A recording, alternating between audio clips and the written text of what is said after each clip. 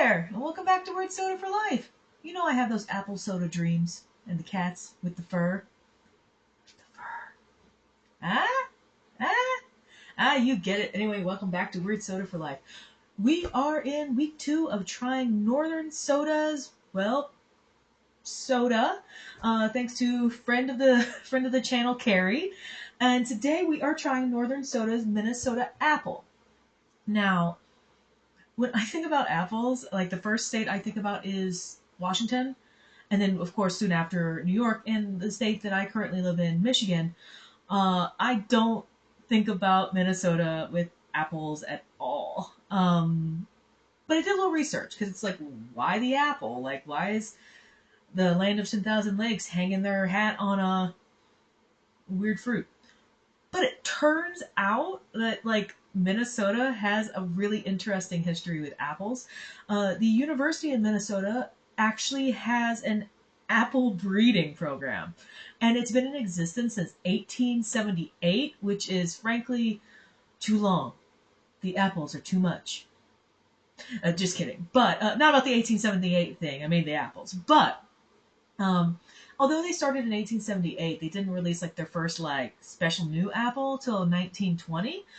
But doing the research, they've released 29 different new apples into the world, which feels ominous somehow, as if slowly but surely they're just flooding the market with Minnesota apples and not telling people. And then one day you're going to bite into an apple, and the next thing you know, you're moving to like Norway or speaking with an accent or living in IKEA. And I don't know if I'm ready for that sort of commitment, Minnesota. I have a hard enough time with the cold already. But with 29 different breeds of apples, you would think you probably run across one or two. And it turns out, well, they have a whole list, and I have a link in the in the description of my video of all the listed apples that the University of Minnesota has created.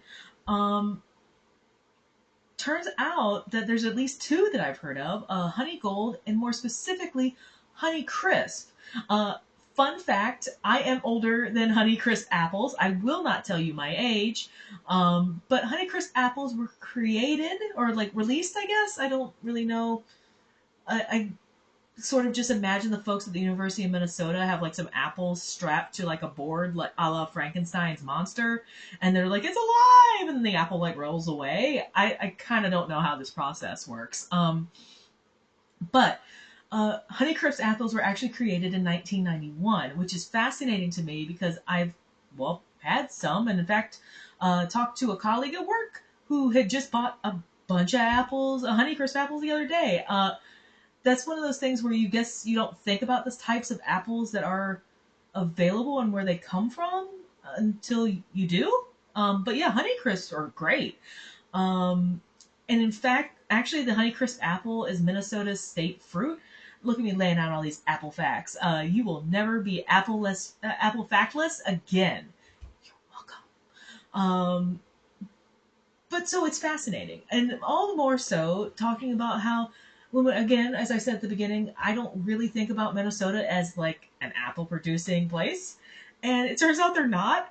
In fact, the first 3 states that I told you I associate with apples, Washington, New York, and Michigan, are actually the 3 highest apple producing states in the country. In fact, Minnesota doesn't even crack the top 10. If you're interested in like all of that, again, I don't want to say Google it, but truly, you can look at a lot of different sources and see what the top 10 are. So I guess what I'm saying is that when Minnesota lacks in quantity, it seems like they're making up for in quality. Again, feeding fuel to my theory that they're slowly but surely sending sleeper apple agents across the U.S. to eventually take over and turn us all into like, I don't know, toboggan-wearing people. I don't know what your end game is, Minnesota, and I'm curious. But with that, long story short, Minnesota really does have a very interesting history with apples, and one that I was kind of excited to like deep dive into. But y'all aren't here for the history, y'all are here for the soda. So let's take a look at the can. Again, I very much like the aesthetic of this. Last week's can, I talked about how I liked the cool 1950s style, and it was blue, and it kind of had that like, I don't know, starbursty sort of like literal starburst, not like the candy, sort of design, kind of galaxy-esque, like those old school carpets. I really like the classicness of like the can. Like it really does evoke a sort of like nostalgic feel. Um, and I'm really just sort of intrigued to see how this is going to go. I'm trying to see if it's got any hint as to like what apple it's gonna be, but it looks like just generic apple, which is the name of my next album. But with that, let's see what we're getting ourselves into, shall we?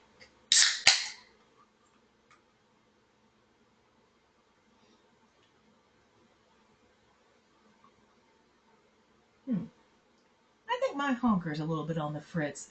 It's been a weird week at work. Y'all don't sign up for this, but it's been a weird week at work, and there have been a lot of weird scents, and so my nose is on the fritz. I do smell something a little sweet, but I am gonna pour it into a glass to see if I can get a little bit more of a scent. Oh, I don't know why I thought this soda would be like light brown, kind of like an apple cidery sort of thing. I didn't expect it to be clear, um, but I guess that's more like, well, I don't know. Apple juice is kind of yellowish and brownish too. I don't know what's happening. I'm just really here to drink soda for you people.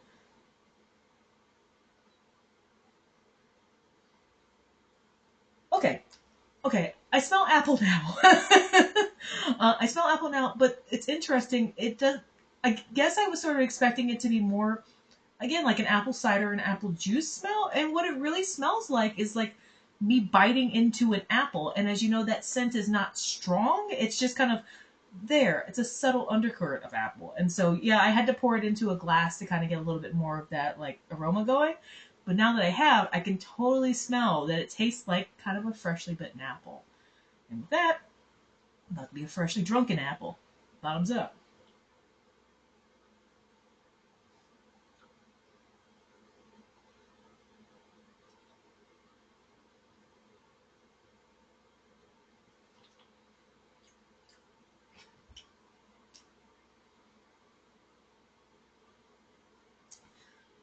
I like that, but it's not what you're expecting. Or rather, it fulfills it fulfills what we got from the smell.